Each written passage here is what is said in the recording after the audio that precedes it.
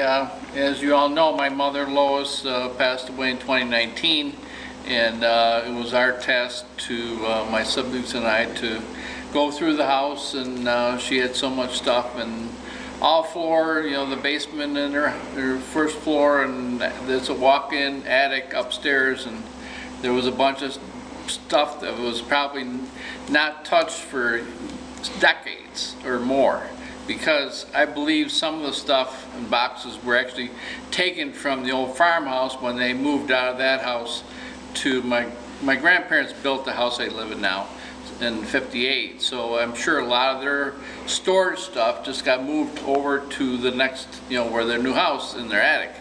So anyways, we found this box. It's, you know, Ruth and I were looking at it.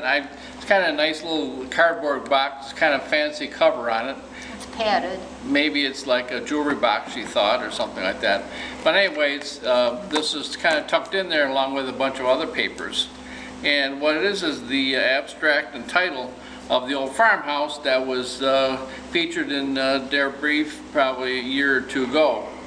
And what I found interesting is that, I mean, as most deeds and search papers that you look at, you know, they trace the owners, the original owners go back, you know, all the way to the Holland Land Company. And what this provided to me, which I haven't done a lot of research on, but at least it was showing that back in the deed starts in 1835, and the Holland Land Company deeded it to John Sauber, S-O-W-B-E-R, and he held that for a couple years, and then he deeded it to somebody named Henry Clark, I'm not sure what was the name there, 1938, and then that got taken, you know, purchased by John William, which we all know, in 1857. John William held it, and then he deeded it to a Philip Milleville, which happens to be my great-great-grandfather on my grandmother's side. And he came from Germany and lived in that house, and then he stayed there until 1866, which, if you're familiar with our family, but the story that my Aunt Helen wrote was that they moved because they had so many sons in their family were farmers, and they were looking for more land for their family, and so they went to Altamont in 1866.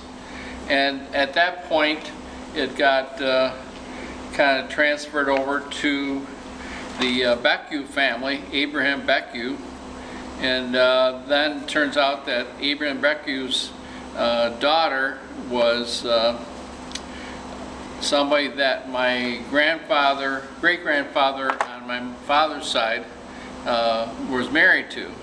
So the house was actually, as the story goes, that was told in their brief, was actually owned by both sides of my ancestors back in the 1800s. And so now, and it's kind of interesting that Pastor Breeze, you mentioned houses that were, you know, had doors that were going down to the basement, and that house does have that doorway in it to the basement.